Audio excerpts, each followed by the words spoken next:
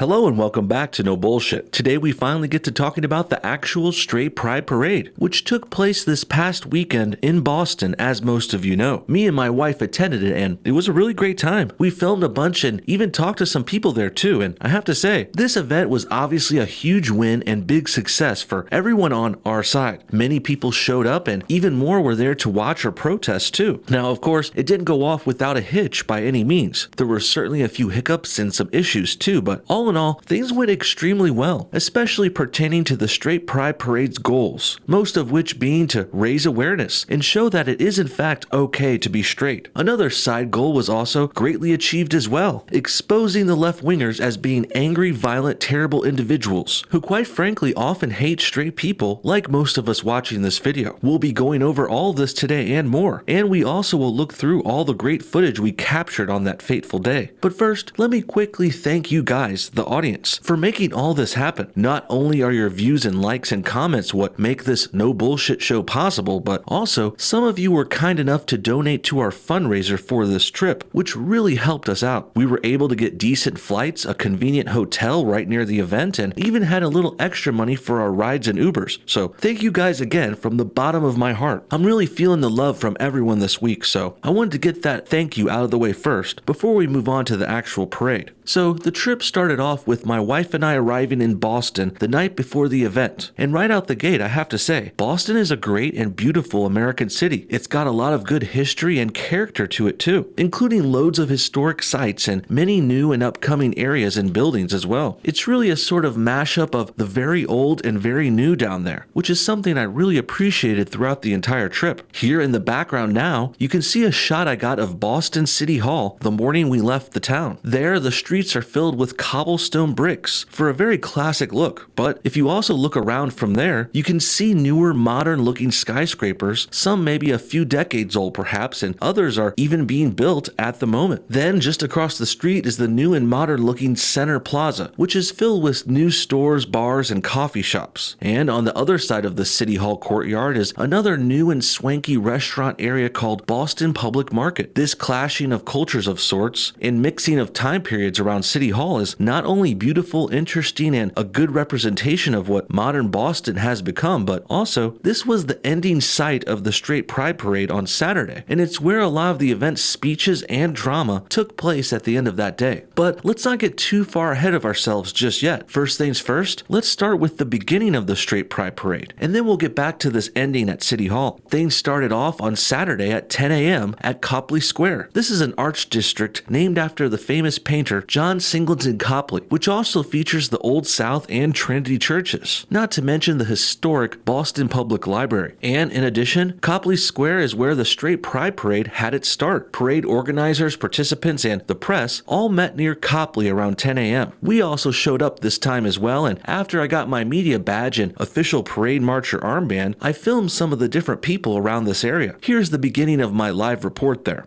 Brooks here reporting from Boston at the beginning of the Straight Pride Parade. Lots of excitement down here, but it's still a little early as well. People are starting to show up. Media is getting their press passes. The cops are setting up a perimeter, and it should be a nice, safe, and fun place for everyone. They're giving away American flags back there. They've got Straight Pride flags. We've got lots of people setting up, lots of American support. Really excited about that. American flags. We got a guy in American flag suit. We got a good barricade, a big Trump banner, which we'll show you soon. Really cool stuff. Boston's a beautiful city, so I'm looking forward to a really great event. Check out some of these clips, and we'll talk more about it soon. As you can see, things were getting a little exciting, loud, and somewhat chaotic right from the beginning. In addition to a couple hundred organizers and marchers who showed up, there was also hundreds of cops everywhere too, and thank God for them. Throughout the day, the Boston police force was very helpful and very necessary as they kept a pretty strong border between the event and its eventual detractors. More on that later though, because in the beginning, there weren't really many protesters at all. At Copley Square from about 10 a.m. when we set up until the eventual departure at noon, only a few small handfuls of protesters actually showed up. Granted, it was early and things got a lot more heated later on, but this first round of protesters wasn't too impressive, to say the least. Here's a quick interview I did with some of the younger, probably college-age detractors, who brought a pretty funny but somewhat sad sign featuring a meme from SpongeBob SquarePants. Check this one out. How'd you guys come up with this one? It just sort of popped into my head. I thought, wow, straight people aren't oppressed. Okay. So that was the process. I see you went with the SpongeBob looking dumb meme. Yeah. Yes. Very impressive. What are your thoughts on today's event? I mean, this is just like, It's ridiculous. yeah, this is not, it doesn't feel like real life anymore, honestly. Okay. This kind of feels like one of those like really stupid ideas like people have whenever they're like high, like. It reads like an Onion article. Yeah, it really does. Straight pride It parade. really That's a comedy sketch waiting to happen. All right. Yeah, I can't argue with that. We're gonna have some fun today for sure. Oh boy. What are your main issues with it? Like, what makes you think it's so funny? Why do you not like it? I assume. Oh, we don't like it. Yeah, we don't. But like, because gay pride parades were meant as like a celebration of like cultural norms shifting to the point where people could be out of the closet and like comfortably live a gay lifestyle in the open. And our culture is already so accepting of a straight lifestyle. It's like the default, it's the norm. Okay. So inviting people to like retaliate against gay pride by participating in a straight pride parade is inherently homophobic, and we don't support that. Okay.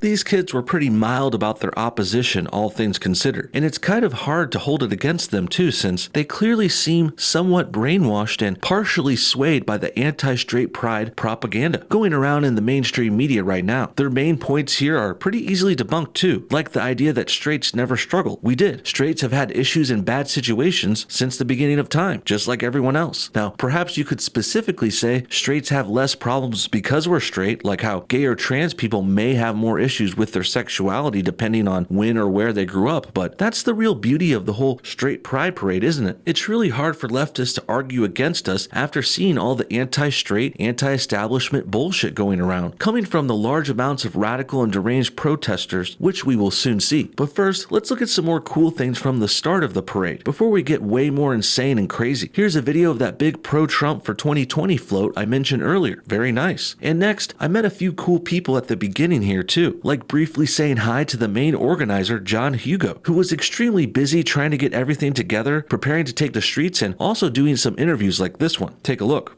So since Chris Evans, Captain America, said we're all closet gays, which is actually a homophobic thing to say, frankly, I thought I'd wear this shirt to show that we're pro-America and Captain America can go pound sand as far as we're concerned. Next, I also ran into another YouTuber named The Amazing Lucas. He's a pretty cool dude, and here's what he had to say. All right, no bullshit here with the Amazing Lucas, a fellow YouTuber, really cool guy. Welcome to the parade, man. What are you expecting today? I'm expecting awesomeness. That's what I'm expecting. Okay, very cool.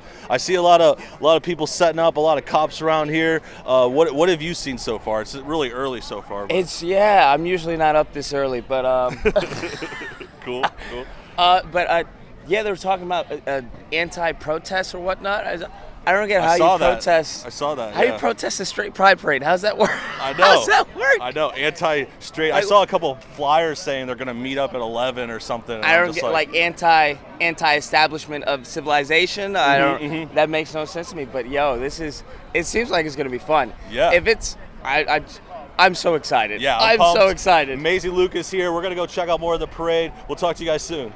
Well put, buddy. Lucas here makes a really good point, too. How can people actually seriously protest a pro-straight event? Really makes your noggin jogging. Essentially, they're saying they're against straight people when they do this. I mean, we would certainly be called anti-gay people if we protested the gay pride parades, which I would never do, of course. Protesting in general is pretty lame, and it's usually done by wannabe edgy losers who think they're some kind of hero, like the protesters of Vietnam in the 70s or some shit. They're not, though, of course. Really, they're literally protesting modern civilization. Without straight people having sex and having children, there wouldn't even be any gay, lesbian, bisexual, or trans people at all. So it would make much more sense for all of us just to get along and live in harmony. Our sexualities and our causes aren't mutually exclusive either, as they would have you think. You can support gay pride and you can support straight pride, and you'd be right to do so too. In fact, there were even a number of LGBT people who joined our straight pride parade and marched on that day too. In particular, I remember seeing one couple of gay dudes hold holding hands, while also supporting the event and even wearing Trump hats while they did it. So, needless to say, our side, the straight pride people, we were the actually open, welcoming, and all-accepting side of this day's affairs. The event was run by a group called Super Happy Fun Time, for Christ's sake. Doesn't really get more happy, positive, and anti-controversial than that. On the other side, though, the protesters who showed up were not being very friendly at all. After we wrapped things up at the starting location, I got wind that there may be more protesters further down along the parade's intended path. So, before the event even took off, we cut ahead and went to about the halfway mark, where a large number of detractors were gathering around the Boston Commons Park. This is the large Central Park-like feature of Boston, and it's also where the main protesters of the Straight Pride Parade decided to first gather, in masses. Here's where we saw not only the first large group of straight haters, numbering in the hundreds already, but also we began to see the masked, all-black wearing so-called anti-fascists themselves. Antifa showed up, sporting their signature face masks and flag and banner and everything. Fortunately, nothing got too violent or heated yet, and me and most of the Straight Pride Parade people, as far as I could see, no one got into too bad of trouble or seriously injured. But the rambunctious radical left-wing protesters certainly tried their best here. This pre-show protest is also where I saw the first arrest of the day. It was hard to make out completely from across the street, but apparently some radical left-wing woman was screaming and flailing as a large group of cops had to take her down and arrest her and handcuff her and haul her away. Again, had it not been for the very large and prevalent police presence, there certainly would have been more trouble and perhaps injuries, but thankfully, the Boston police did a great job of setting up perimeters, holding lines, dividing groups, and keeping everyone safe on that day. Next, we took a little break while things continued to gear up. We charged our batteries, got a quick lunch, and even did a short live stream, which many of you probably already watched. After that, the parade caught back up with us around the Boston Commons area. There we rejoined it and followed along to the eventual ending at Boston City Hall. Here's where things got really crazy though. Upon reaching City Hall, the parade itself continued down the street and made a turn for their final stopping place, where there was a stage for the day's final events. Speeches and a closing ceremony were to take place too. But here's where the first main issues started to pop up. First of all, on the crowd sidewalk side of this, where we were, well, we got cut off from the marchers and forced into this big no man's land area on the City Hall courtyard, which was far and away from the actual stage and final ceremony. And here's where all the barricades and the police presence got a little bit obnoxious. Sure, they were trying to help, and thank God we were kept safe, but in addition to not letting the violent protesters and Antifa into the event, they were also blocking out many of the parade's supporters and other people off the street from making their way into the ceremony to see the final show. I was even an official marcher with an all-access media badge, but I could barely find my way into the event. We ended up having to walk our way around the entire city building, looping around through downtown in the longest way possible. The walk wouldn't have been too bad either on its own, but this is also where large groups of protesters started to show up too. After getting about halfway around City Hall, on the opposite side from where the parade came in, there was a large gathering of anti-straight pride parade protesters over by the Boston Public Market area. Yeah, it was pretty much complete chaos over on that market side. Thousands of protesters admittedly outnumbered the entire straight pride parade quite dramatically. Combine that with the hundreds of cops and city officials walking around too, and well, Boston was clearly being pushed to its limits. And here's where I want to address the numbers in more detail too, because while they aren't as important to me too much, many others seem to be very focused on them. Usually it's the anti-straight pride parade people trying to say, oh hey, there's only like 10 people at your event. This is not true at all, of course, but this was a very common and almost gaslighting type tactic used on the internet, on Twitter and other places online all week. So while the point and premises of this event are far more important to me than the numbers, let's go ahead and discuss the numbers anyway, just to rub it in all the haters' faces. First of all, if you've been paying attention and seen all this footage I've shared already, clearly there's obviously been more than 10 or 20 people in the straight pride parade itself. Now, it wasn't thousands and thousands or anything, but no one was claiming it was. I've always said from the beginning it was a couple of hundred hardcore people with some media people like myself who actually showed up. But don't just take my word for it on this. I might seem biased, so check out this pic where even this BuzzFeed reporter on Twitter said they estimated there was about 300 people in the parade, and that sounds like it's plenty enough for me. But I wouldn't just end things there either, because technically that's not even close to everyone that showed up to this. Just as many or maybe even more police showed up, and they were littered all over the event's path from the beginning to the end in very dense and effective anti-protest like alignments. Then in addition, thousands of protesters were everywhere too, at the beginning, the middle, and especially at the parade's end. As you can see from all this footage, footage, hordes of anti-straight, pro-left, and Antifa protesters showed up to spread their hateful views. And ironically enough, the more haters that showed up, the more legitimate the straight pride actually looked. I mean, it's kind of hard to say pro-straight events and messages aren't needed when thousands of people show up to protest you when you try and talk about them. So despite their best attempts to show otherwise, all the left-wingers really did when they showed up was actually prove the points of the straight pride side. They would have been better off just staying home that day, frankly, because then perhaps one could have argued better that no one actually showed up here, and the parade would have needed less security and police surrounding them too, so the actual parade might have looked smaller, weaker, and perhaps unnecessary, but that's not what happened at all. Instead, the radical left showed their true colors that day, and they proved their opponents' points while doing it, and the left showed they are in fact anti-straight, and our straight group has literally become the oppressed majority. In the end, the final ceremony finally got started after a major delay due to how hard it was to access the entrance, which was not only blocked by an elaborate and long row of police-guarded barricades, but also the loud and wannabe violent protesters blocked much of the final event's access too. My group fortunately pressed forward, and we found a small but hard to find path around the crowds into the final event, but I'm sure many others couldn't find this, and some probably got lost, frustrated, and just called it a day. Regardless, the final ceremony and the speeches finally carried on, and the most die-hard, hardcore fans watched in awe, as not only was the first straight pride parade a pretty big success, being bookended with a little celebratory soiree, but also the protesters ranted and raved and yelled and whistled for hours, as we all laughed at how sad and stupid they all looked. Finally, Milo Yiannopoulos, the famous and controversial political commentator and public speaker, well, he gave the closing speech at the event, as he was the sort of host of this whole straight pride parade, even being called the Grand Marshal. Check this clip out. Now, some of those rotund little lesbians with the bullhorns were getting very hoarse.